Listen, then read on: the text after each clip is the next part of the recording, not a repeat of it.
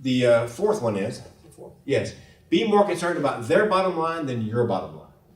Anybody ever see Miracle on 34th Street? I think there's a scene in there with Kris Kringle where somebody asks for something in Macy's where he's working, and he tells the person, no, we don't have that. That's available across the street at Gimbel's. And the corporate types go nuts. Well, you're sending people across the street to Gimbel's. Yes, but Gimbel's has it, and they need it. And he says, I think they'll come back to Macy's because we took their bottom line, their interest, into consideration before our interest. And I think the corollary for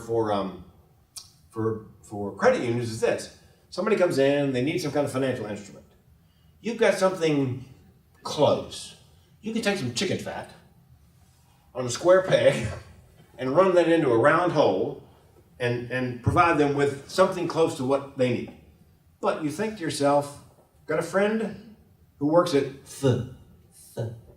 First Citizens, and you know for a fact from talking to them at Rotary, they've got just exactly the product that person needs for that financial whatever. So you say to them, okay, look,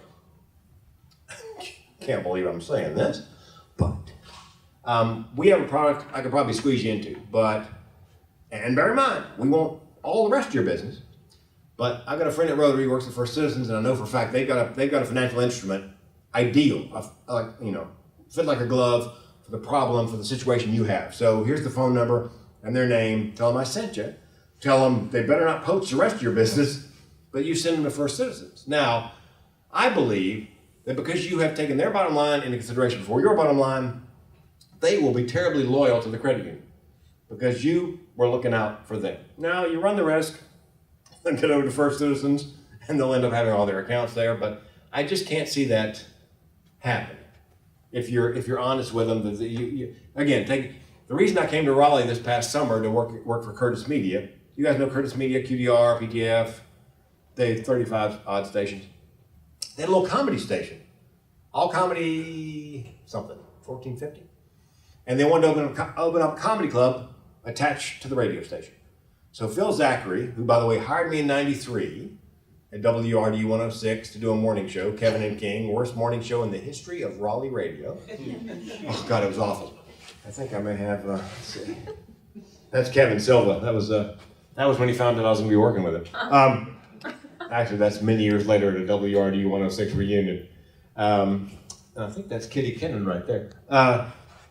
He hired me in '93 and then fired me in '94. Yeah, it was the first time I've been fired in radio. I've been fired 5 times, by the way. Anybody ever work in radio? 2 kinds of people in radio. People who have been fired, people who are going to be fired. Nature of the beast.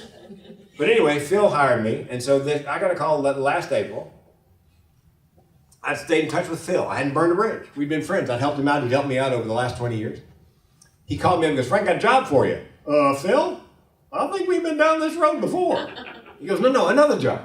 Come open up a comedy club. And I said, well, come book the comedians. I go, look, Phil, you don't need me to book comedians. You don't have to give me a salary and benefits and ship a car back to North Carolina for me. I can find you a guy. I know 2 guys right now, top of my head.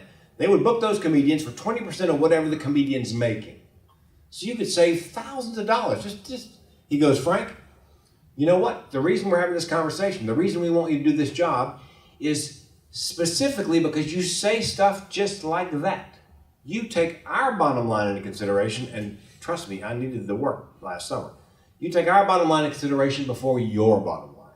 So I got the gig. I came back to North Carolina on the 8th of July in the middle of the mosquito and humidity festival season with an 84 Tercel with no air conditioning.